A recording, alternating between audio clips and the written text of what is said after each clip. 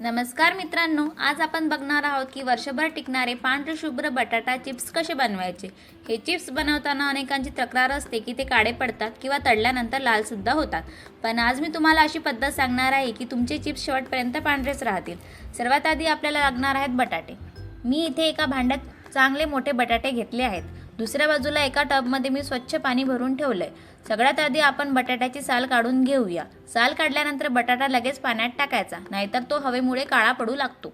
आता एक किसणी घेऊया आणि बटाट्याची छान पातळ काप करून घेऊया। तुम्ही बघू शकता मी कशा प्रकारे एकसारखे काप पाडून घेते।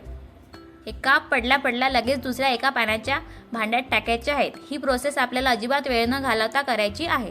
आता सगळ्यात महत्त्वाची पायरी, हे बटाट्याचे काप मी 4 ते 5 वेळा स्वच्छ पाण्याने धुवून घेणार आहे।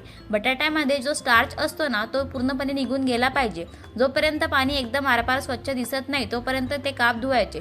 त्यामुळे आपले चिप्स तळल्यानंतर लाल पडणार नाही। दुसरीकडे मी एका मोठ्या पातेल्यात पाणी उकळायला ठेवलं होतं।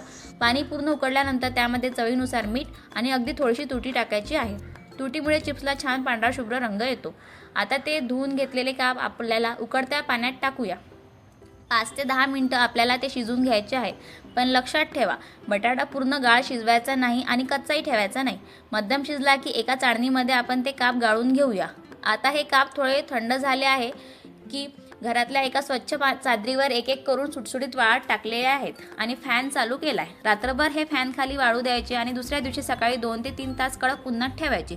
तुम्ही बघू शकता दुसऱ्या दिवशी आपले चिप्स किती छान वाढलेले आहेत। अजिबात काळे पडलेले नाहीत आणि दिसायलाही अगदी मार्केटसारखे वाटत आहेत। तर कशी वाटली तुम्हाला ही बटाटा चिप्सची रेसिपी कमेंटमध्ये नक्की सांगा। व्हिडिओ आवडला असेल तर लाईक करा, शेअर करा आणि आपल्या चॅनलला सबस्क्राईब करायला अजिबात विसरू नका। तोपर्यंत बाय बाय, भेटूया नेक्स्ट व्हिडिओमध्ये।